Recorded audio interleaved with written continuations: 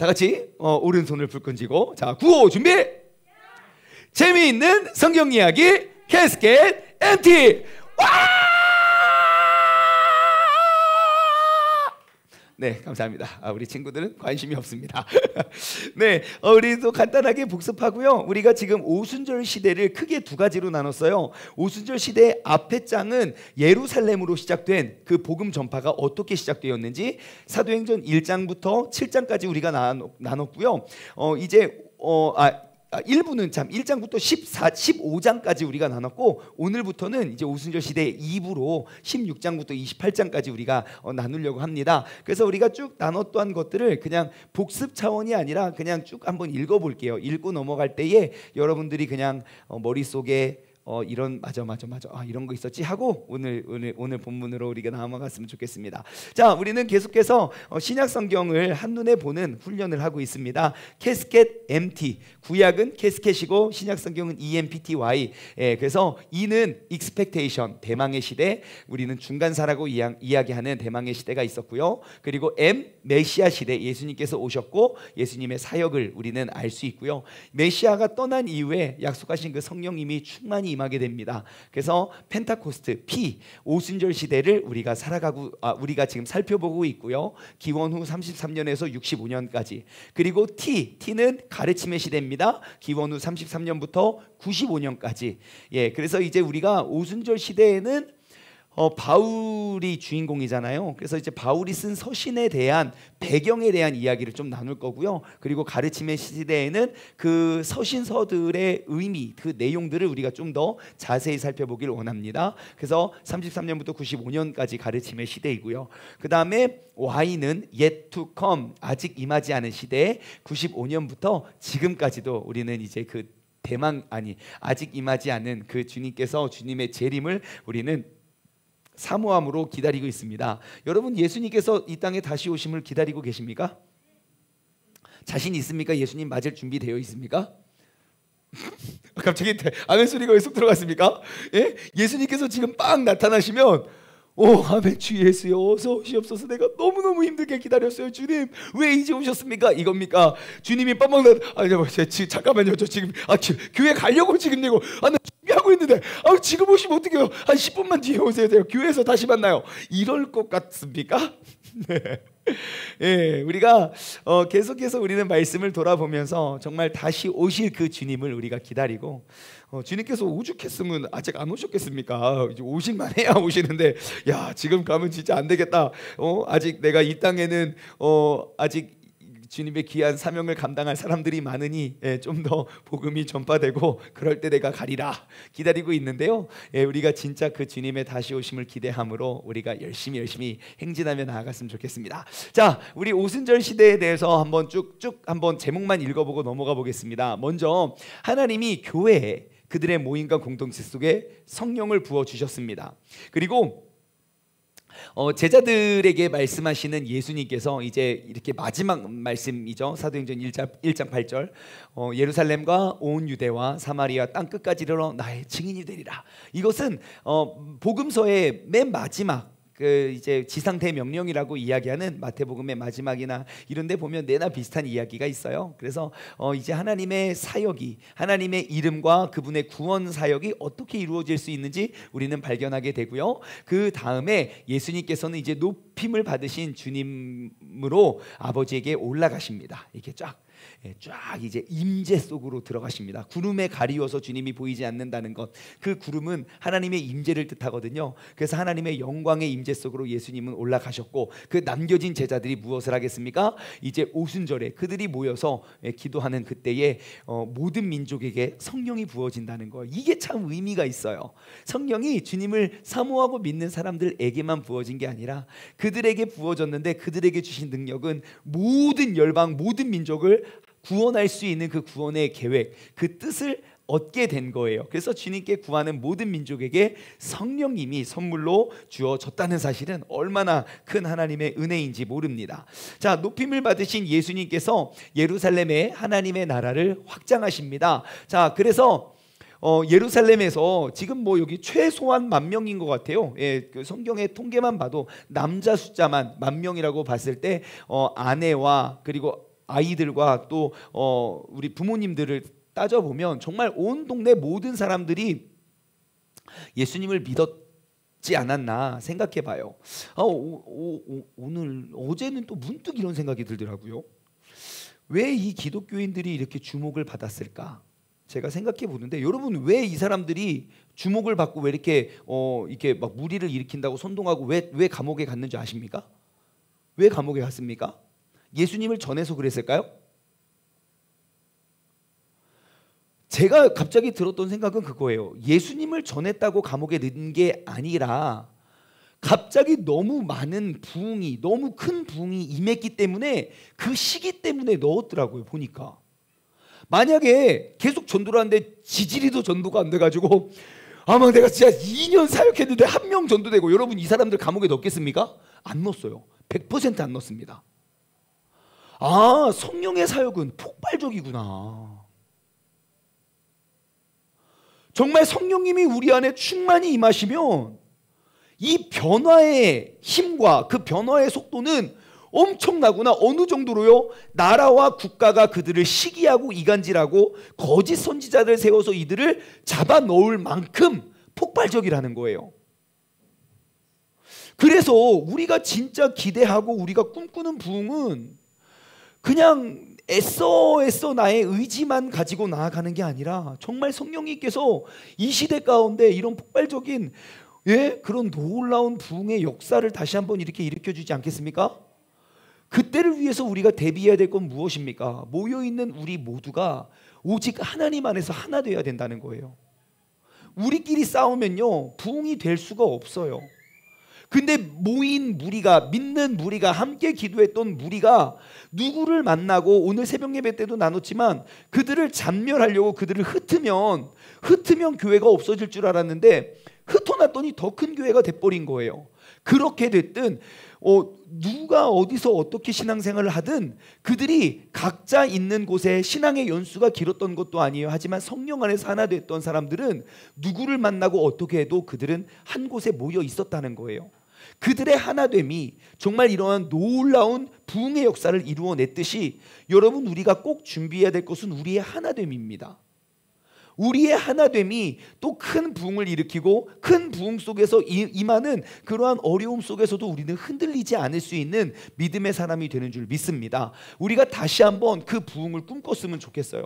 제가 말하는 건 숫자적인 부흥을 말하는 것이 아닙니다. 이거는 성령님께서 그들을, 주님을 믿는 사람을 날마다 더하게 하신다는 인간의 욕심과 인간의 기술이 아닌 정말 시대적인 흐름과 하나님의 놀랍고 충만한 그 성령의 역사를 이야기하는 겁니다. 그래서 정말 세상 모두가 주목할 수밖에 없는 그러한 놀라운 부흥이 우리들 가운데 임하기를 우리가 꿈꾸며 나아가길 소망합니다. 자, 그 다음에 살펴보았던 것은 하나님이 그리스도에 대해서 말씀하신 것들을 성취하신다는 거죠. 이전부터 말씀하시고 계획하신 그런 것들을 성취해 가셨고, 하나님께서 어떻게 그런 그 일들을 이루어 가시는가. 자, 스데반이 예수님께서 메시아님을 선포하고 돌에 맞아 죽습니다. 지금 이제 우리가 딱 사도행전 지금 이제 큐티하는 그 7장 8장의 내용으로 우리가 나눠보고 있죠.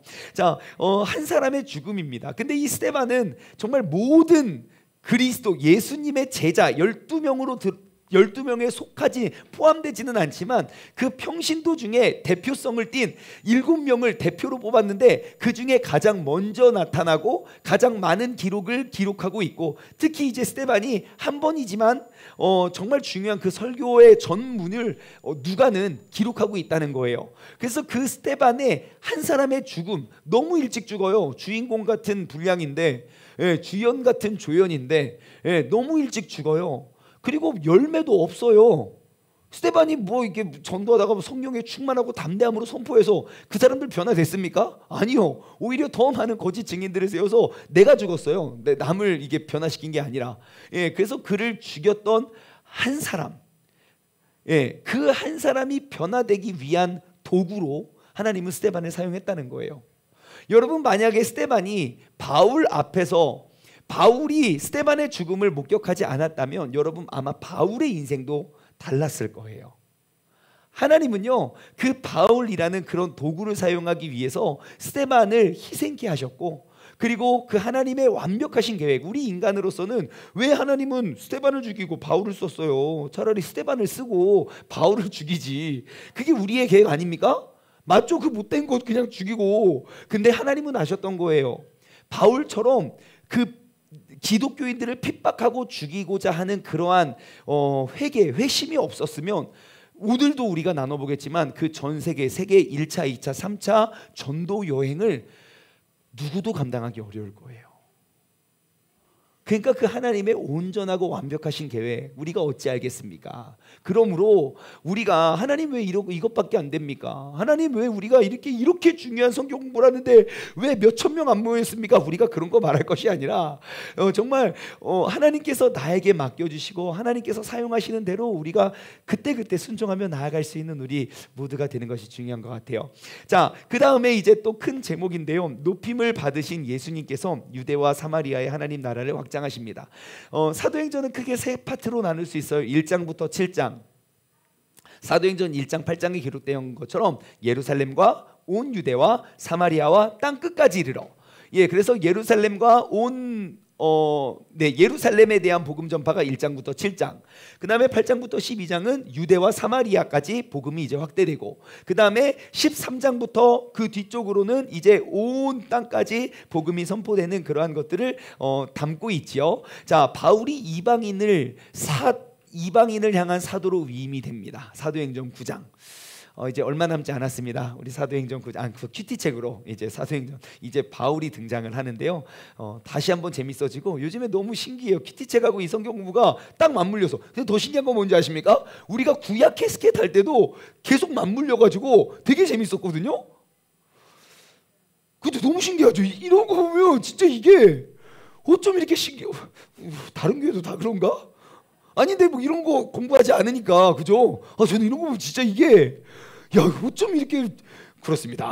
아무튼 너무 신기하고 감사한데, 아무튼 여러분들 아마 성경 큐티 본문으로 큐티 하실 때 캐스켓이 되게 도움 많이 되실 거고, 오히려 반대로 우리가 캐스켓 할 때 또 큐티가 되게 많이 도움이 많이 됩니다. 그래서 여러분 아무튼 사도로 아무튼 위임을 받고요. 이제 사도행전 9장부터 사도 바울의 이제 삶의 모습이 쭉 기록되어 있음을 우리는 알 수 있어요. 자, 연수를 우리가 기억해 볼까요? 기원 후 34년의 이야기입니다. 기원 후 34년경 이제 그러한 일들이 이루어지고, 자, 베드로가 하나님을 믿는 로마인 고넬료를 방문합니다. 자, 이때부터는 이제 예루살렘 안에 있는 사람들을 전도하는 이야기보다 이 복음이 어떻게 전파되어지고 파생되어져 가는지, 이제 고넬료, 로마 사람의 장군인 고넬료를 찾아가고 그를 만나는 것도 되게 말도 안 돼요. 그 베드로에게 환상을 보여주셨고 고넬료에게 환상을 보내주셨는데, 하나님이 내가 지키지 못했던 여태까지 당연시 여겼던 것들을 깨뜨려 버리세요.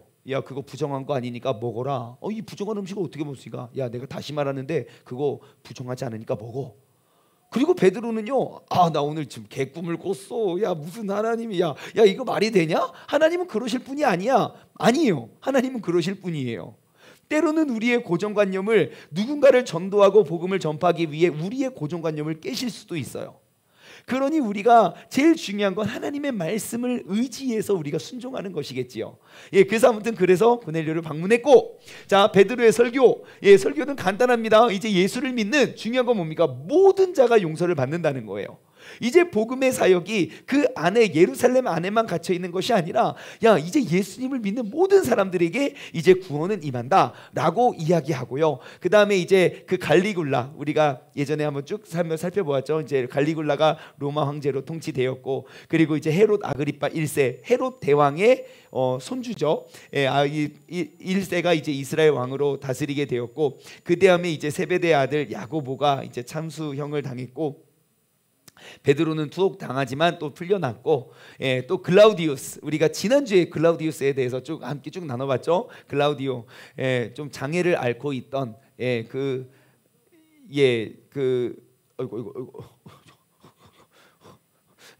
아무튼 갈리굴라를 처형하는 그런 장면을 목격하면서부터 그 사람을 왕으로 세웠고, 그 다음에 이제 글라우디오가 또 통치하면서 유대인들 다 쫓겨나죠. 예, 로마인들, 그 로마에 사는 유대인들을 다 쫓겨냈던 그런 일들도 있었고, 그리고 이제 거기에 큰 기근이 임합니다. 그래서 바울과 바나바가 기근을 구호하기 위해서 예루살렘을 방문했고, 네, 그 다음에 이제 그 당시에 이제 야고보가 쓰여지게 되죠. 주후 45년경, 주후 45년경, 야고보서가 쓰여졌고, 그리고 또 계속 이제 계속 또 사도행전 이야기를 하면 이제 13장부터 28장까지 이제 높임받은 예수의 땅 끝까지 나라를 확장하시는 모습에 대해서 우리가 이제 살펴볼 것입니다. 그래서 이제 지난주에 우리가 사도 바울의 1차 선교 여행을 우리가 나눠봤어요. 첫 번째 선교 여행 기간은 46년에서 48년.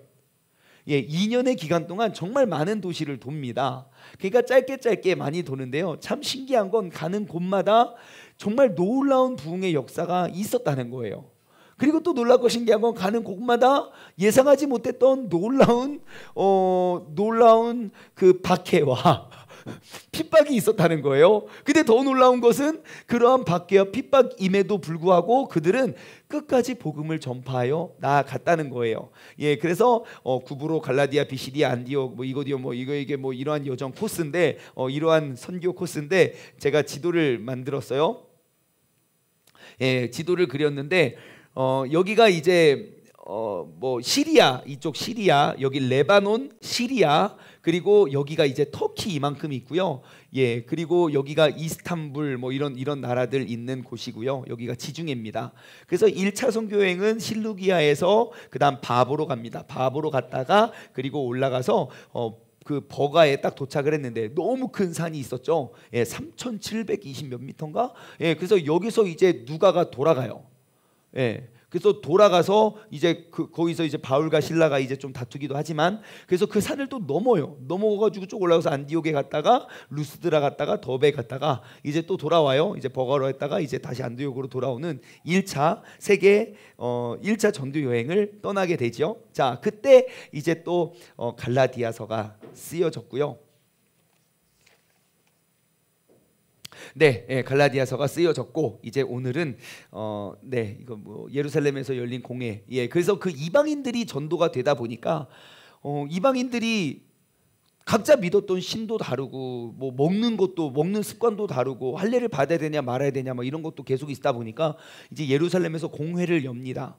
회의를 해서 우리가 그럼 어떻게 받아들이고 어떻게 할지에 대한 이방인들을 받아들이고자 하는 그 공회를 열었고요. 그리고 이제 크레스투스를 두고 일어난 폭동으로 글라우디우스가 유대인들을 쫓아낸다. 이거는 지난 시간에 우리가 나눠봤던 이야기입니다. 자, 이제는 우리가 이 오순절 시대 2부로 우리가 넘어갔으면 좋겠어요. 자, 이제 바울이 두 번째 선교 여행을 떠납니다. 두 번째 선교 여행.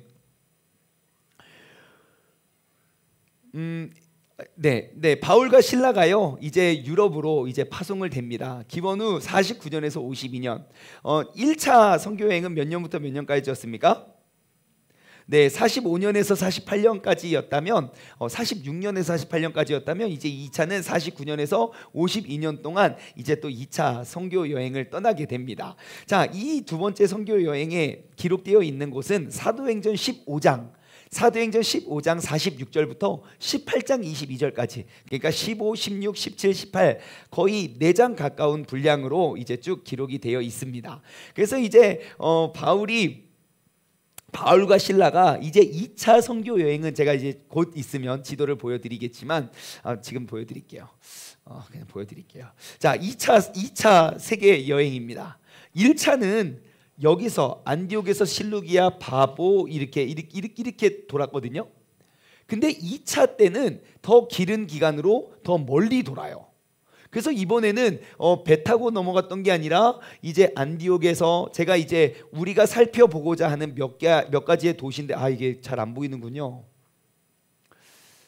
잘 안 보이지만 그러니까 그냥 한번 제가 밑줄을 쳤는데 여기가 루스드라. 여기 지역이 어디냐면요. 여기가 이제 터키고요. 그 다음에 여기가 불가리아, 그리고 여기가 그리스 이쪽이에요. 그리스, 불가리아. 그 다음에 여기는 아시아 대륙에 이제 터키, 시리아, 레바논 이런 나라들 보이고요. 그 여기 이스탄불, 불가리아에 저기고. 예, 그래서 아무튼 2차는 이렇게 가요. 그래서 주목해 봐야 되는 이제 잘 글씨는 잘 보이지 않기 때문에 제가 설명해 드릴게요. 안디옥에서 출발해서 루스드라가 우리가 주목해 보고, 그 다음에 이제 여기 안디옥을 거쳐서 이제 드로아 지역에 갔다가 위에 빌립보 지역, 데살로니가, 베레야, 그다음 내려와서 아덴 그 신전이 있는 그곳, 그다음에 고린도에 와서 다시 배 타고 넘어와서 에베소에서 돌아서 이제 가이사라 빌립보 지역으로 갔다가 이렇게 되는 2차 선교 여행의 코스가 이제 떠나게 되게 됩니다. 자, 그래서 초기 기독교 지도자들이 이제 예수님께서 팀을 짜서 두 명씩 짝을 지어서 보내잖아요. 예, 그런 것과 같이 이제 이 사람들이 이제 팀을 이루어서 이제 선교팀을 짜서 이제 가는데 갈등이 생겨요. 그들 가운데 갈등이 생기는 거예요. 그리고 지금도 해외 선교에 가시는 그 해외 선교를 포기하고 돌아오는 가장 독보적인 1위, 그러니까 2등과 차이가 엄청 큰 1위의 원인이 뭔지 아십니까? 사람들 간의 갈등입니다. 뭐 그 언어가 안 통하고 뭐 선교 자원이 부족하고 그런 게 아니라 선교사님들끼리, 사람들끼리의 갈등이 그 선교 사명을 꺾어내는 가장 큰 원인이에요. 독보적인 일이거든요. 자, 그래서 사실 처음에는 이제 사도 바울이 마가랑 같이 떠났다가 이제 마가가 1차 선교 여행 때 여기서 돌아가죠. 안디옥 밑에 여기서 이렇게 다시 이제 돌아감을 통해서 바나바와 이제 의견을 이제 부딪히고요. 이제 바나바가 아닌 실라와 함께, 그래서 바울과 실라가 함께 이제 여행을 떠납니다. 팀을 짜가지고 이제 2차 선교 여행을 갑니다. 그래서 거기에 쭉 가면서 이제 디모데, 누가, 아굴라, 그리고 브리스길라 같은 이제 갈 때마다 하나님께서 필요한 사람들의 이제 선교의 동역자들을 붙여주셔서 하나님의 귀한 사명을 이루게 되지요. 자, 그래서 우리가 주목해야 될 그러한 도시들은요, 제가 그냥 글씨가 안 보이니까 들어만 두세요. 루스드라, 드로아, 빌립보, 데살로니가, 베레야, 아덴, 고린도, 에베소, 이러한 곳인데요. 우리가 뭐 좀 낯익은 이름들이 많죠. 2000년 전의 도시들의 이름인데 왜 그러냐면 그런 데를 방문할 때마다 사도 바울이 편지를 남겼기 때문이죠. 그래서 고린도, 데살로니가, 빌립보, 에베소 이런 데에 편지를 남겼기 때문에 우리는 그 역사와 그 배경에 대해서 우리가 이번 캐스켓을 통해서 좀 나누어 보았으면 좋겠습니다. 자, 이제 바울과 실라는 안디옥을 떠나서, 안디옥은 이제 최초 해외 선교 파송지잖아요. 이제 안디옥을 떠나서 이제 루스드라 쪽을 향해서 갑니다. 자, 루스드라에서 딱 왔을 때 거기서 누구를 만나냐면요, 디모데를 만납니다. 젊은 디모데라는 제자. 그 디모데는 어떠한 사람이었냐면요, 어머니는 유대인이고 아버지는 헬라인이었어요. 어머니는 유대인, 아버지는 헬라인. 그러면 디모데는 어떠한 가르침, 어떠한 유대의 가르침을 배웠겠습니까? 헬라의 가르침을 배웠겠습니까? 유대의 가르침을 배웠습니다.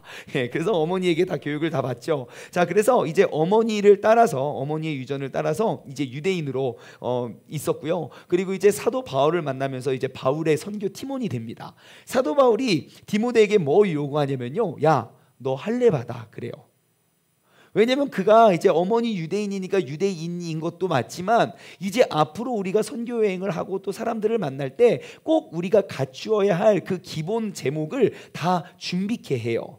그래서 바울이 만나는 모든 제자들 다 할례 받으라고 하진 않거든요. 근데 디모데에게는 할례를 받으라고 그 얘기 하지요.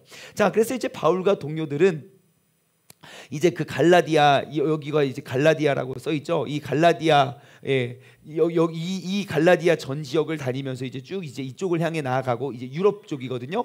이쪽을 향해 쭉 나아가고는 있지만 아무튼 갈라디아 전 지역을 다니면서 이제 뭘 하기 시작하냐면 예루살렘 공회에서 내려졌던 결정들이 있지요.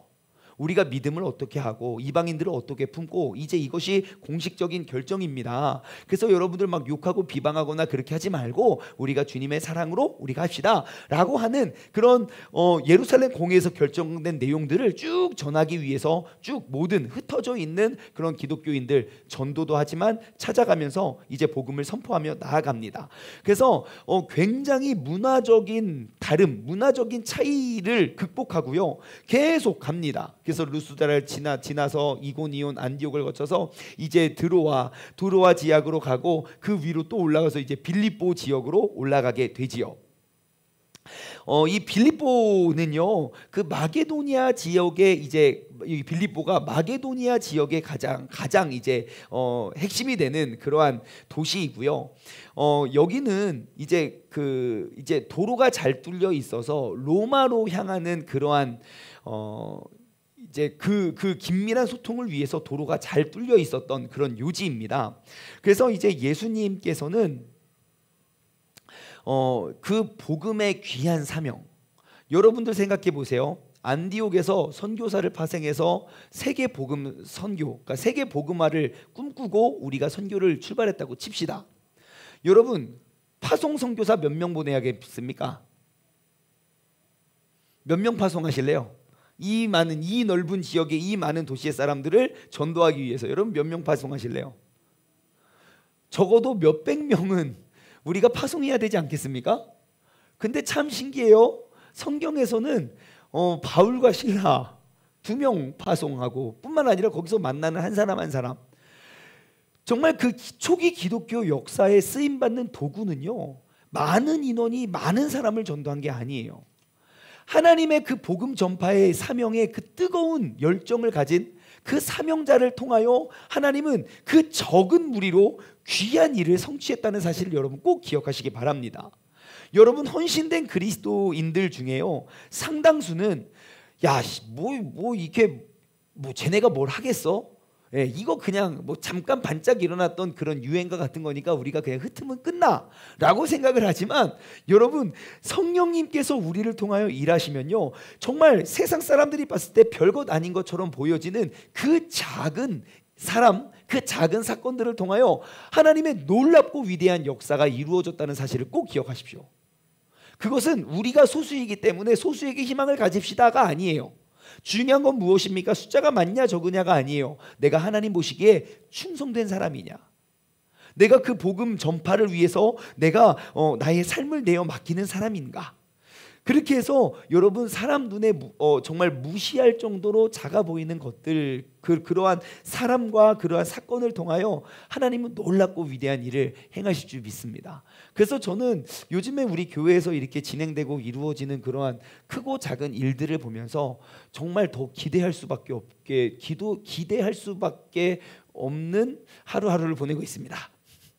예, 정말로 진짜로 여러분, 우리 4년 반 동안 4년 반이 아직 조금 안 됐구나. 아무튼 4년여 동안 우리 교회에서 신앙생활하면서 요즘 날처럼, 예, 그냥 노래가 빨라지면 애들이 다 튀어나와서 갑자기 시키지도 않은 춤을 춘다든지, 예, 원래 부모가 강제로 애들을 끌고 오는 새벽 예배인데 애들이 강제로 부모님을 끌고 오는 그런 새벽 예배를 드린다든지, 예, 그리고 시대적인 또 상황적인 그러한 흐름이나 그러한 탄압 속에서도 우리가 정말 그때 우리가 열정을 가지고 우리가 모여서 예배 드리는 그런 모습이든지, 저는 진짜로 그냥 우리 교회여서가 아니라 하나님은 이 시대의 이 적은 무리를 통해서 하나님이 정말 큰 계획을 가지고 계시는구나 라는 것을 정말 많이 느낍니다.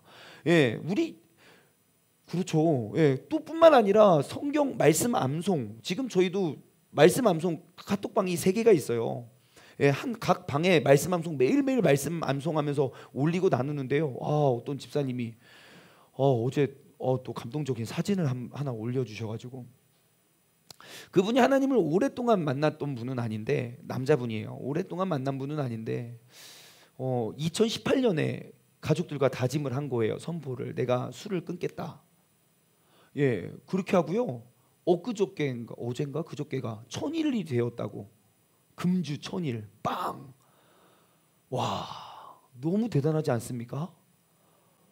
예, 이게 어떻게 남자가 직장 생활하면서 보통 결단 아니면 그게 참 어려운데, 예, 그래서 간증을 나눠 주시더라고요. 근데 그분이 매일매일 그 말씀 암송하는 그 카톡방에 수십 명씩 말씀 암송하고, 성경 한번 또 읽자고, 성경 통독하자고, 우리 3개월에 1독씩 하자고 하니까 지금 한 40여 명이 붙어가지고 지금 서로 앞다투어.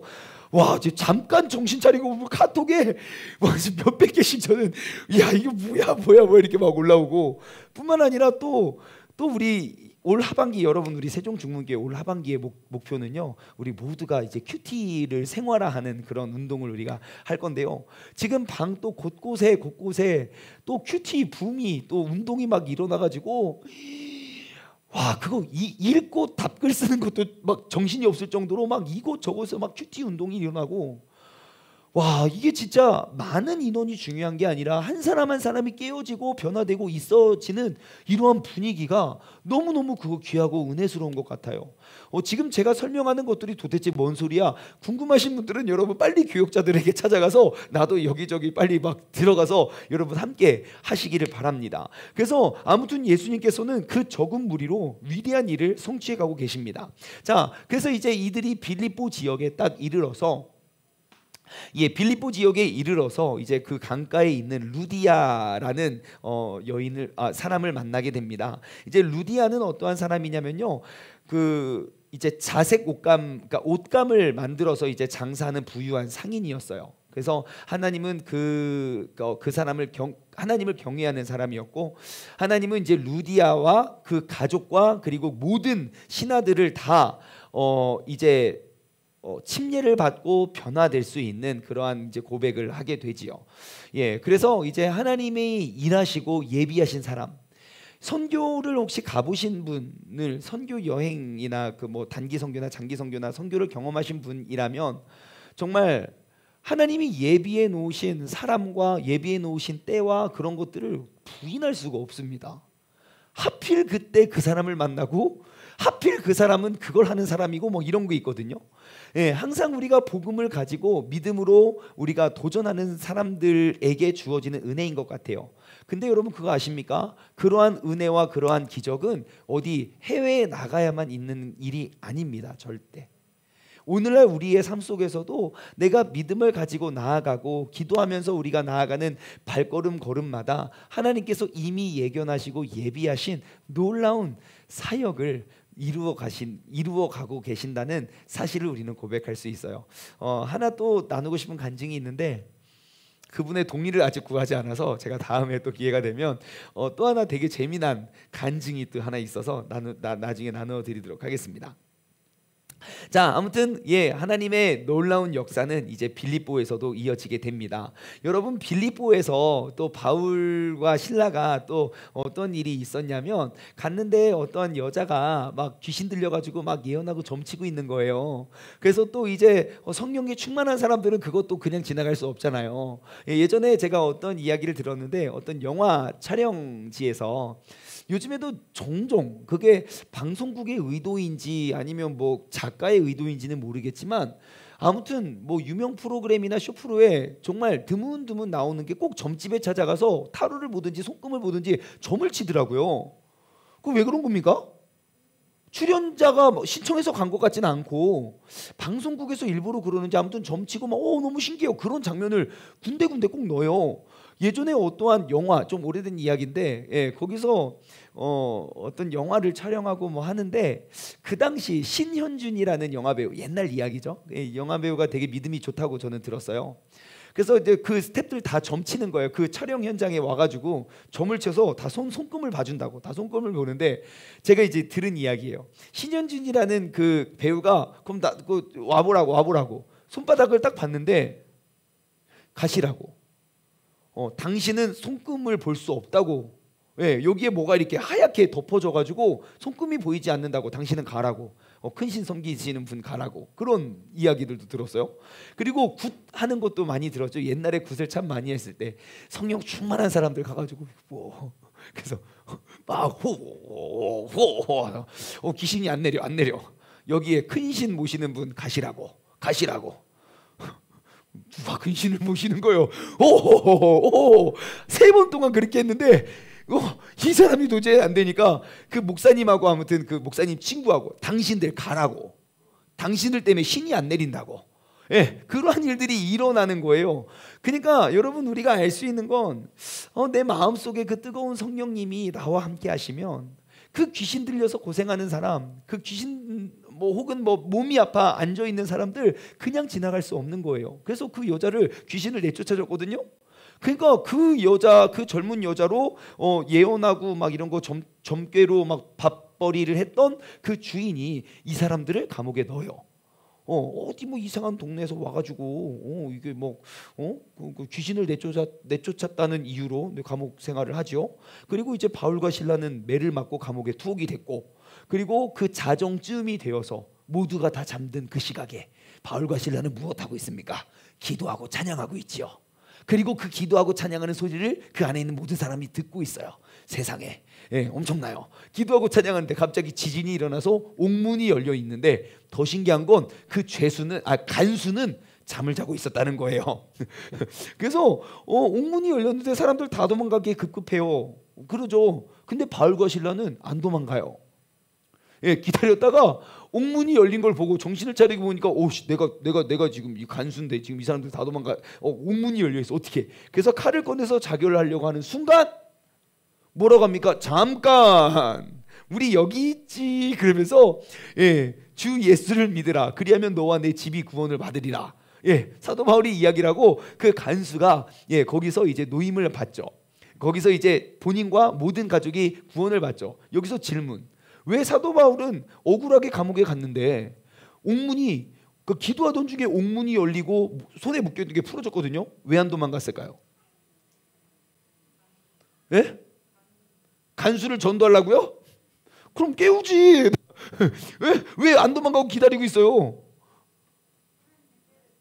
하나님의 때를 기다리고 뭘 지금 기도하는데 막 옥문이 열렸다니까요. 할렐루야, 나 자유 얻었네. 너 자유. 우리 빨리 도망가야 되는 거 아닙니까? 우리가 알고 있는 건 그거잖아요. 내가 억울하게 잡혔는데, 너 귀신 내쫓았다가 잡혀있는데 풀려졌다니까요. 왜 안 도망갔을까요? 제가 그것을 묵상하다가 발견한 사실은 무엇이냐면, 이들의 기도의 목적이 나를 여기서 꺼내주세요가 아니었던 거예요. 우리 지사님께서 나눠주신 내용을 다른 표현으로 정의하면, 그들이 왜 안 도망갔을까? 제가 봤을 땐 하나님의 음성이 들리지 않았기 때문일까 아닐까 싶어요. 주님께서 가라 말씀하시면 갔겠죠. 근데 내가 이 사람을 전도하기 위해서, 그러기 위해서 안 간 게 아니라, 하나님 좀 말씀해 주셔야 내가 가죠. 음성이 없으니까 거기서 기다리고 있는 거예요. 그러고 보니까 이 사람이 자다가 깨가지고 막 칼을 찔러서 자기를 자결하려고 하네. 잠깐. 그래서 그 사건을 통해서 그 간수와 그 가족이 정말 죽음을 앞두고 있었던 죽음의 결단의 순간에서 모두가 구원의 기쁨의 역사를 이루게 된다는 것이죠. 여러분, 이렇게 보면요, 우리의 인생은 진짜 한순간입니다. 내가 한순간 현수막 어디 갔어?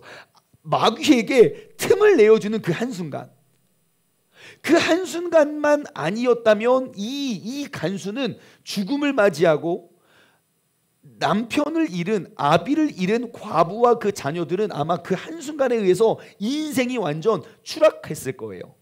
하지만 그 한순간 예수님을 영접했던 그 사람은 그 죽음의 순간에서 최고의 영광과 기쁨의 순간으로 바뀌었다는 거예요.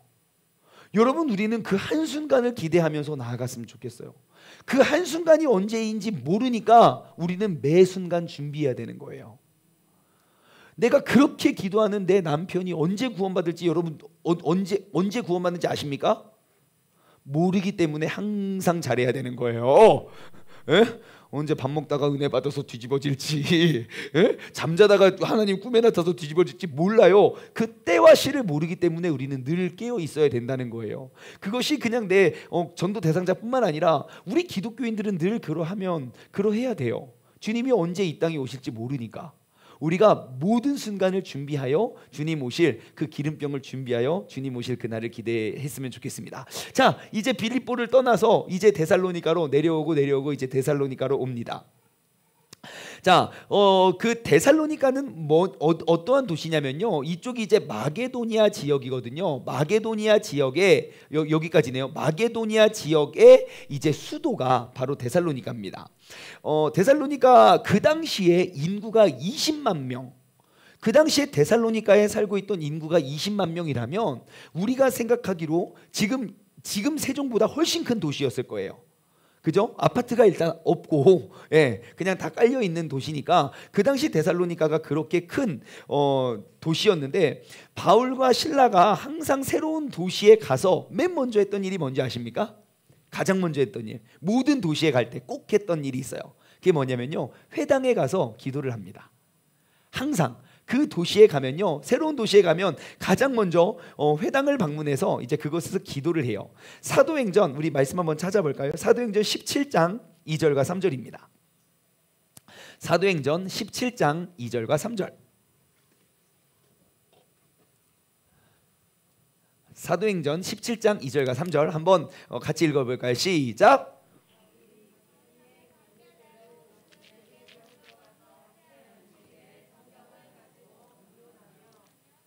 뜻을 풀어 그리스도가 해를 받고 죽은 자 가운데서 다시 살아나야 할 것을 증언하고 이르되 내가 너희에게 전하는 이 예수가 곧 그리스도인이라 하니. 아멘 아멘.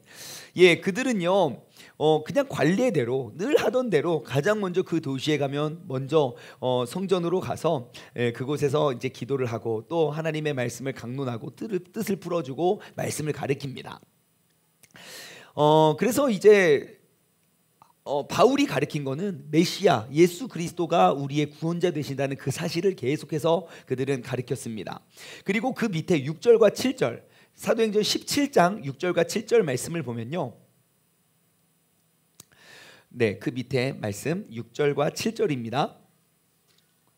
자, 발견하지 못함에 야손과 및 형제들은 끌고 읍장들 앞에 가서 소리질러 이르되 천하를 어지럽게 하던 이 사람들이 여기도 이르매 네 야손이 그들을 맞아들였도다. 이 사람들이 다 가이사의 명을 거역하여 말하되 다른 임금 곧 예수라는 이가 있다 하너이다. 그러니까 분명히 마게도냐를 다스리던 임금과 왕이 있고 로마 제국에 의해서 로마 황제를 다 섬기고 있던 그곳에 우리의 진짜 왕이 있다. 진짜 우리를 구원해 줄 이는 예수 그리스도다. 그러면서 그 다른 왕이 있다는 것을 이야기하니까 항상 똑같은 패턴이에요. 바울과 실라 그 전도팀은 먼저 회막에 가서 복음을 전했고 사람들은 그를 신고했고, 그러면서 또 많은 사람들이 변화되었고, 그리고 또 잡혀가고 또 다른 지역으로 도망가고 거기서 또 회막에 가서 또 가르치고 그 다음에 또 이렇게 계속 그게 반복되거든요. 그런데 이제 그곳에서 이제 갈등이 막 심화되고 계속 이제 반역을 일으켰다. 우리가 황제와 왕이 있는데 계속 다른 왕이 있다고 예수가 왕이라고 이야기한다. 그 반역을 일으켰다는 이유로, 그러니까 여러분 예수님이 잡힌 이유와 똑같죠. 반역을 일으켰다는, 예수님이 죽은 죄목이 뭡니까? 뭐예요? 신성모독이죠. 신성모독. 마찬가지요. 신이 있는데 따르지 않는 거. 구약에 가도 마찬가지예요. 다니엘하고 친구들. 그 사람들 왜 죽음의 위기에 자꾸 봉착합니까? 하나님 외에 다른 신 자꾸 절하라고 했는데 그거 안 해서 그런 거예요. 근데 참 신기한 건 하나님을 따랐던 사람들은 다 하나님께서 구원해 주셨다는 거예요. 그래서 데살로니가 전서 2장 1절과 2절 제가 읽어드리면요, 그들이 이제 데살로니가에서 그 어려움 속에서 핍박과 그렇게 잡힘과 그러한 신고와 그런 어려움 속에서 이 데살로니가 교회 교인들에게 정말 마음을 다한 애정어린 편지를 합니다. 데살로니가 전서 2장 1절과 2절 보면요, 이렇게 기록되어 있어요. 형제들아, 우리가 너희 가운데 들어간 것이 헛되지 않은 줄을 너희가 친히 안다. 그래요. 야, 우리가 여기서 이제 쫓겨나가지고 감옥에 발로 막 도망가가지고 일로 왔거든요. 근데 우리가 너희에게 간 것이 헛되지 않은 줄을 너희가 친히 아느니 너희가 아는 바와 같이 우리가 먼저 빌립보에서 고난과 능욕을 당하였으나, 맞죠? 빌립보에서 고난과 능욕을 당하였으나 이제 우리 하나님을 힘입어 많은 싸움 중에서 하나님의 복음을 너희에게 전하게 한다. 그래요. 그러니까 이곳에서 하나님을 전하다가 내가 더 이상 전할 수 없으면 이곳에서 전하고, 여기서 또 전할 수 없으면 이곳에서 전하고, 계속 도망다니면서 하나님의 복음의 말씀을 전하는 거예요. 인간으로 봤을 땐 이들은 계속 도망갔죠. 하나님의 입장에서 봤을 때 하나님은 계속 그들을 보내신 거예요. 이 사건을 통해서 이렇게 보내시고 저 사건을 통해서 또 이렇게 보내시고. 그러니까 우리가 내가 인간적인 계획으로는 내가 오늘 여기 왜 있고, 여러분 세종시 계획하고 목적해서 오셔서 사시는 분 계십니까? 한 분이라도 계신다면 손 들고 할렐루야. 아무도 없어요. 제가 10명 100명 만나보면 다 나 진짜 세종시에 왜 여기서 내가 이러고 있는지 모르겠어요. 다 그래요. 대부분 한 50% 지분 가지고 계신 분들이 그거예요. 친구 따라서 이게 부동산 왔는데 이거 하라고 그래서 했는데 돼가지고 왔다고, 이런 분이 제일 많고요. 그냥 우연이에요. 그럼 왜 하나님께서는 대한민국에 있지도 않았던 도시를 세워서 정부, 그러니까 이 나라를 운행하고 하는 운행하는 그런 모든 공무원들을 이 막 몇 명입니까 공무원이 세종시에? 몰라요? 몇만 명이 있을 거예요. 아무튼 몇만 명의 공무원을 다 모아놓고 거기에 이 세종중문교회를 왜 세우셨겠습니까? 네, 제가 개척 초기에 여러 번 했던 말이 있는데요. 진짜 하나님이 뜻이 있으시면 세종중문교회 안에서 진짜 대통령 나옵니다. 정말로요. 제가 진짜 개척 초기 때 저 진짜 왜 그랬는지 모르지만 여러분 좀 기억하세요. 오늘 증인이에요, 여러분들. 몇 년 후에 누가 될지 몰라요. 진짜 누가 될지 몰라요. 진짜 하나님이 진짜 우리 교회를 통해서 진짜 우리가 지금 건축 준비하는 저 땅이 있잖아요. 그 땅이 있기도 전이에요. 아무것도 없을 때 진짜 세종시 지도 딱 펴놓고요. 여기 종교부지가 크네.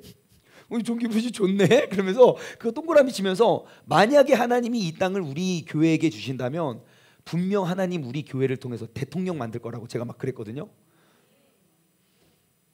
두고 보자고요. 얘들아 빨리빨리 자라라. 빨리빨리 자라나서 정말 어려서부터 성령 충만하여 준비된 사람들이 나라 위에 서고 그들을 뒤따르고 바치는 그런 사람들이 돕는다면 여러분 왜 이 나라에는 희망이 없겠습니까? 예, 그래서 아무튼 데살로니가 하나님 사람의 관점에서는 그들은 도망가는 도망자지만 하나님의 관점에서는 그 사건을 통하여 또 새로운 그 복음 전파의 일을 이루어 가신다는 그 하나님의 방법. 여러분 우리가 꼭 기억해야 될 것은 인간이 어떠한 수와 어떠한 방법을 쓰더라도 하나님의 계획을 가로막아설 인간은 없다는 것입니다. 그것은 우리는 구약 성경의 구약 그 캐스켓을 통하여 우리가 발견하고 깨달은 거잖아요. 아무리 그 왕들 주변의 국가들이 그 나라를 멸망하고 무너뜨리려고 하고 모든 수를 막 성전 재건을 막 가로막고 막 법령을 내리고 해도 하나님은 원하시던 때에 하나님의 일이 이루어지어 가듯 지금도 하나님의 일들은 이루어 가고 있는 줄 믿습니다. 자, 그들은 이제 데살로니가를 떠나서 이제 베레아 그 옆에 한 20km 정도 떨어져 있는데요. 베레아 지역으로 이제 가게 됩니다. 자, 베레아에 가서 또 뭘 했겠습니까? 베레아는 되게 작은 마을이었어요. 작은 마을 베레아에 가서 이들은 어디를 먼저 갔겠습니까? 네, 회당에 먼저 갑니다. 어김없이 회당에 가서요. 이제 또 지금 여기서 불과 20km면 진짜 옆 동네거든요. 거기서 이제 죽을 뻔했거든요. 또 죽을 뻔해서 잡혔다가 도망왔으면 여기서 좀 은둔하다가 또 다른 데로 가야 되는 거 아닙니까? 근데 또 겁도 없이 우리가 가야 할 곳은 어딘가? 인자가 마땅히 있어야 할 곳 아닙니까? 예수님처럼 마땅히 가야 할 가가지고 또 가리켜요. 그러니까 사도행전 17장 12절 말씀 보면요. 회당에서 많은 수가 그리스도를 믿었고 그 중에는 헬라의 유력한 남녀들도 있더라 그래요. 예, 그곳에 그 작은 마을이어서 그랬는지 몰라도 그 또 유력한 사람들이 있어서 그들이 변화가 되죠. 자, 그렇게 해서 이제 그들의 그 변화와 그 구원의 기쁨이 있었던 반면 어김없이 또 데살로니가에서 유대인 몇 명이 쫓아와요. 또 이 데살로니가에서 여기 파견 나서 쫓아와가지고 계속 또 공격을 하는 거예요, 이 사람들. 그래서 이 사람들 뭐 또 대적했고 또 왕이 있고 뭐 선동해서 사람들을 이끌고 뭐 어쩌고저쩌고 해가지고 그래가지고 이 사람들 또 쫓겨나죠. 그런데 너무 신기한 건요, 지금 베레아에 바울과 실라의 친구들이 있었을까요, 없었을까요? 뭐 누가 있겠습니까? 아는 사람 한 명도 없어요. 뭐 우리를 재워줄 사람도 없고 어디 갈 곳도 없고 아무도 없어요. 근데 너무너무 신기한 건 많은 무리가 와서 이들을 죽이려고 할 때 베레아에서 그 짧은 기간 동안 가르쳤던 변화되었던 그 변화된 사람들, 그들이요 이 바울을 감싸주고 품어주고 숨겨주어서 그들을 이 아덴으로 도망가게 도와줍니다. 여러분, 이거는 모든 역사에 하나님은 항상 그 때에 그 사람을 택하여, 심지어 사람이 준비되어 있지 않으면 물고기를 준비시키는 분이 하나님 아닙니까? 예? 어떻게 해서든지 하나님의 놀라운 섭리. 여러분, 그 출애굽하고 가나안 땅에 입성할 때도 여러분 그 창녀를 통해서 그들을 숨기고 또 그들을 구원해 내잖아요. 예, 그러니까 하나님께 쓰임 받는 도구는 누구라도 될 수 있습니다. 저는요 과거가 이래가지고 뭐 저는 뭐 옛날에 뭘 하고 저는 뭐 실패를 했고 저는 너무 뭐 어렵고 저는 형편이 이렇고 저는 뭐 도와주는 사람도 없고 우리의 모든 핑계는 하나님께 귀한 도구로 쓰임 받습니다. 우리는 사람에게 핑계 될 수 있지만 하나님의 계획하시면요 반드시 이루어질 줄 믿습니다. 그래서 이제 베레아를 떠나서 이제 아덴에 이르게 됩니다. 아덴. 여러분 혹시 아덴이라는 도시는 들어보신 적 있습니까? 아덴 처음 들어봅니까? 예, 아덴이라는 도시는요. 아덴은 예술, 문화, 철학 분야에 정말 뛰어난 도시예요. 그래서 그곳에서는 사실 이 시대는 로마가 다스리던 통치했던 시대거든요. 하지만 로마는 군사력으로 그 나라를 다스렸을지 몰라도 그 전에 있었던 헬라 문명은 로마 시대를 그 헬라가 남겨놓았던 그 문화와 철학은 조금도 달라지지 않았습니다. 그래서 어떠한 역사가가 이러한 말을 했다고 해요. 호라티우스라는 사람은요 이런 말을 했어요. 로마가 헬라를 군사적으로 점령했을지는 몰라도 문화적으로는 헬라가 로마를 점령했다 그래요. 그 중심이 바로 아덴이라는 곳이죠. 자, 그래서 이제 바울과 실라가 이제 아덴에 딱 들어가요. 딱 들어갔는데 보니까 그 문화적으로 뛰어났던 그 헬라 문명의 가장 뛰어난 그 특징 중에 하나는 뭡니까? 자신을 과시하는 거거든요. 멋지고 아름다운 그런 몸매 이런 것들 과시하고, 예, 그리고 막 다 깨벗고만 막 했잖아요. 다 그런 거 과시하고, 그리고 황제가 다스리는 도시는 항상 그 황제의 막 신상들을 막 만들어 놓고, 그리고 예수님도 그것이 좀 마음에 안 들었는데 사도 바울은 어떻겠습니까? 딱 들어가니까 사도행전 17장 16절 보면요, 그 성에 우상이 가득한 걸 보고, 우상이 가득한 걸 보고 열받았어요. 네, 의분이 또 일어나게 되었어요. 그래가지고 그곳에 가서 이제 또 복음을 전파하죠. 자, 그런데 그 아덴이라는 곳의 특징은 무엇이냐면 문명과 헬라 문명과 철학이 굉장히 발달했던 곳이잖아요. 그래서 그곳에 두 개의 큰 학파가 있었습니다. 예, 두 개의 큰 학파. 첫 번째는 에피쿠로스, 두 번째는 스토아 철학. 에피쿠로스 학파와 스토아 학파가 그 이 아덴이라는 도시에 큰 이제 양대의 이제 가르침이 그들 안에 있었는데요. 에피쿠로스라는 그러한 가르침은요, 진리가 인간 안에 있다고, 인간 안에 진리가 있다고 그들은 강조했던 사람들이에요. 그래서 따라서 진리가 이 안에 있기 때문에 무엇이 중요합니까? 내가 느끼고 생각하고 판단하는 그런 게 너무너무 중요한 거예요. 그래서 우리의 지식과 우리의 직관을 신뢰하고, 그리고 자연을 관찰하고 동물들의 행동 양식을 우리가 모방해서 우리가 닮아가야 된다라고 진리는 우리 안에 있다고 가르쳤던 게 에피쿠로스 학파. 또한 인간은요 그냥 그 원자로 존재되어 있는 존재이기 때문에 사람이 죽으면 그냥 인간은 분해될 거다. 그 원자가 죽어서. 그리고 그들이 외쳤던 건 신은 존재하지 않고 죽음 이후에 신은 존재하지 않고 죽으면 그냥 분해가 되기 때문에 우리가 죽음 이후에 대해서 두려워하지 않는다. 오히려 신을 믿는 것이 우리가 불안감을 초래하는 것이다 라고 이야기했던 사람들이에요. 반면 스토아 학파는요 완전 또 달라요. 그들은 진리가 우리 주위 모든 곳에 진리가 있다고 그들은 주장했던 거예요. 그래서 우주는 아주 지혜롭고 강력하고 이상적인 그런 어떠한 한 존재가 운행하는 것다, 예, 그렇게 주장을 했고요. 그러니까 이제 진리가 내 안에 있으면 직관과 느낌과 감정과 이런 것들이 중요한데, 이 사람들은 모든 곳에 진리가 있다고 말하니까 자신의 인식과 직관을 신뢰하지 말고 우리가 선함을 인지할 수 있도록 마음을 단련해라. 그러면서 그들이 이야기한 건 어떠한 상황과 어떠한 환경과 어떠한 어려움과 환난 속에서도 흔들리지 않는 그 마음을 다스려라. 예. 예, 마음을 이렇게 잘 다스려라. 여러분 가능합니까? 불가능합니까? 우리가 수련이 안 돼서 불가능한 거 아니에요? 수련이 더 되면 가능할까요? 아니요. 수련이 아무리 돼도, 예, 순간순간 버럭버럭 올라오는 그 화를 우리가 잠재우기는 어려운 것 같아요. 예, 그래서 아무튼 스토아파들은 그것을 믿었기 때문에 그들은 마음을 수련하고 단련하기 위해 그래서 좋은 삶을 영위하기 위해서 계속 시, 논리, 언어 이러한 엄청난 것들로 나를 단련하는 것에 그들은 이제 그들은 믿어왔었죠. 일예로 어떠한 일이 있었냐면 소크라테스 역시 그 아덴에 가서 젊은이들을 타락시키고 새로운 신을 소개했다는 죄목으로 신문을 받고 처형당했대요. 소크라테스 역시. 예, 그러니까 그만큼 외래의 문물과 자신들이 믿는 것들을 방해하는 사람들을 그렇게 미워했지요. 경멸했지요. 근데 가서 바울과 실라는 또 뭘 했겠습니까?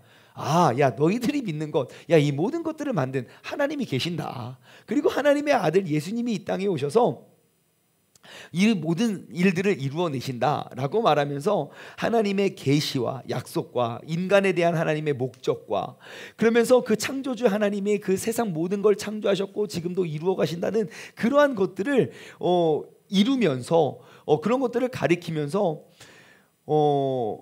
뒤에 이제 그 아테네 여신이 있는 그 앞에서 막 복음을 증거하고 가르치는 그러한 일들을 이루게 되지요. 자, 그렇게 해서 결국 어떻게 되겠습니까? 쫓겨납니다. 예, 쫓겨나요. 쫓겨나서 어디를 가냐면 그 회당 바로 옆에 한번 찾아볼까요? 사도행전 18장 8절 한번 볼게요. 사도행전 18장 내용인데요. 18장 5절부터 보면 이제 예수는 그리스도다라는 것들을 사도 바울은 그곳에서 막 주변 분위기와 환경에 압도당하지 않고 그들을 막 복음을 전하다가 8절 보시면 자, 또 회당장 그리스도가 온 지방과 더불어 주 예수를 믿으며 수많은 고린도 사람들도 듣고 믿어 세례를 받더라. 침례를 받게 됩니다. 그래서 수많은 사람들이 이제 예수님을 믿게 돼요. 그 중에 한 사람이 누구냐면 이제 회당에서 가르치다가 쫓겨나요. 근데 그 바로 옆집에 들어가는데 그 집주인이 누구냐면 바로 디도 유스도라는 사람이에요. 디도 유스도. 그래가지고 사도행전 이제 18장 9절과 10절 쭉 보시면 이제 바울에게 환상 가운데 나타나서 하나님이 이제 너 이제 고린도에 가라. 예, 그래서 아덴에서 이제 고린도에 가고, 이제 그 고린도에 가서 또 그 고린도 교회 성도들에게 또 이제 편지도 쓰고 뭐 이제 이러한 관계가 쌓여지게 되지요. 자, 우리가 그럼 오늘은 여기까지 우리가 나누었으면 좋겠어요. 이제 오늘 복습을 하면요, 이제 안디옥에서 출발해서 이제 루스드라에서 이제 들어와 그리고 빌립보에 이르러서 그곳에서 쫓겨 가는 것처럼 보여지지만 하나님의 복음 전파의 사명이 이루어지게 되죠.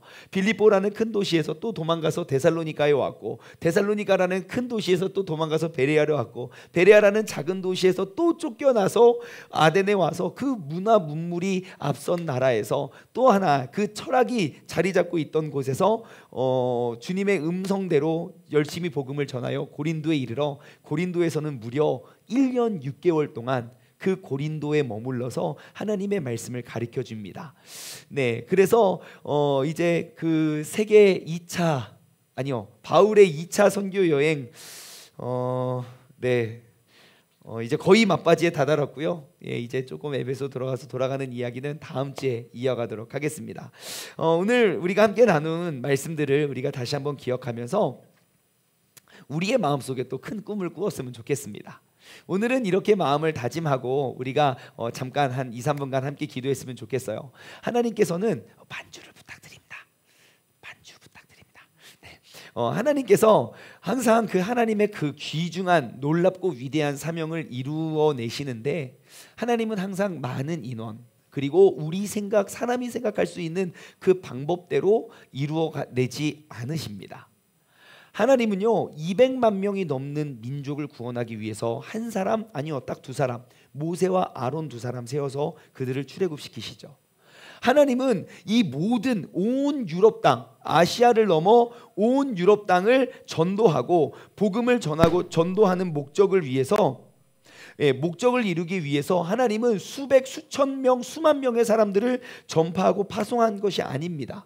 하나님은요 그 바울과 실라를 택하여 그들에게 복음을 전파하고 사람들의 입장에서 봤을 때는 쫓겨 도망 다니는 것처럼 보여지지만 하나님은 그때그때 예비하신 사람을 통하여 그 구원의 역사가 이루어지는 줄 믿습니다. 여러분 혹시 오늘날 내가 신앙생활하는 것이 참 어렵고 힘듭니까?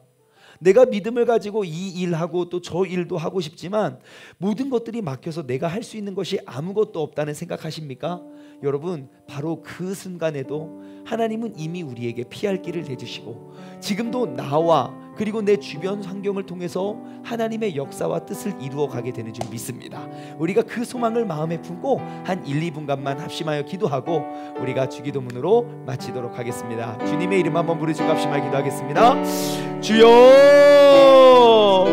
하나님 아버지 감사합니다. 주님, 오늘도 주님께서 아버지 저희들을 이끌어 주시고 아버지 하나님 주님의 가르침으로 말미암아 아버지 우리가 나아가고 아버지 하나님 주님의 이미 행하신 그 주님의 놀랍고 위대한 역사를 통하여 아버지 하나님 우리가 알고 우리가 믿고 나아갈 수 있는 그런 주님의 복된 자녀들 될 수 있도록 주님께서 역사하시고 인도하여 주시옵소서. 아버지 하나님 우리가 더욱더 주님의 큰 소망을 기대하며 나아가기를 원합니다.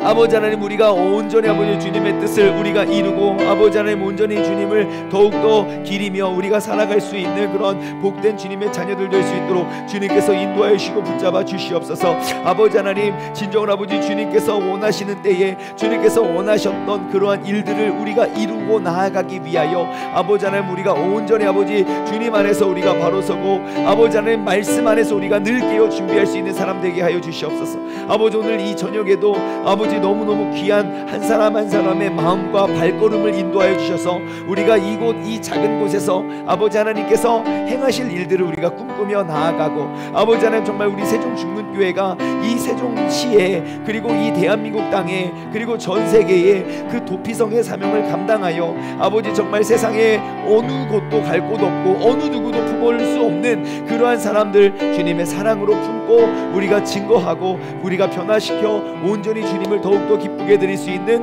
아름다운 교회가 될 수 있도록 주님께서 인도하여 주시옵소서.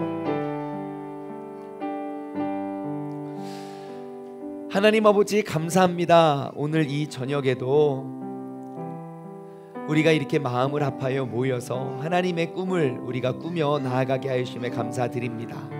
하나님 우리가 이 땅을 살아가는 유일한 목적은 나의 영광을 위해서 나의 꿈을 위해서 우리가 살아가는 것이 아니라 이 시간 우리가 나 같은 죄인도 택하여 구원해 주신 그 주님의 은혜를 기억하는 은혜를 아는 사람으로서 아버지 하나님의 영광과 주님께서 나를 통하여 행하실 일들을 우리가 기대하고 믿음으로 바라보며 눈앞에는 현실은 어둡고 현실은 감옥이고 현실은 갇혀있고 현실은 쫓겨날지 몰라도 내가 오직 복음 전파의 사명을 띠고 우리가 나아가 아버지 하나님께 쓰임받는 그런 귀하고 복된 교회와 성도들 되게 하여 주시옵소서. 감사드리며 이 모든 말씀 살아계신 예수 그리스도의 이름으로 기도드리옵나이다. 아멘. 우리 주기도문으로 오늘 성경 공부를 마치도록 하겠습니다. 하늘에 계신 우리 아버지여, 이름이 거룩히 여김을 받으시오며 나라에 임하옵시며 뜻이 하늘에서 이루어진 것 같이 땅에서도 이루어지리이다. 오늘날 우리에게 일용할 양식을 주옵시고 우리가 우리에게 죄 지은 자를 사여 준 것 같이 우리 죄를 사여 주옵시고 우리를 시험에 들게 하지 마옵시며 다만 악에서 구하옵소서. 나라와 권세와 영광이 아버지께 영원히 있사옵나이다. 아멘. 아멘. 아멘. 하나님께 영광의 박수를 올려드리겠습니다. 우리 다음 주에는 부흥회로 드려집니다. 다음 주에는 뜨거운 부흥회 있으니까 더 기대하는 마음으로 나오기를 소망합니다.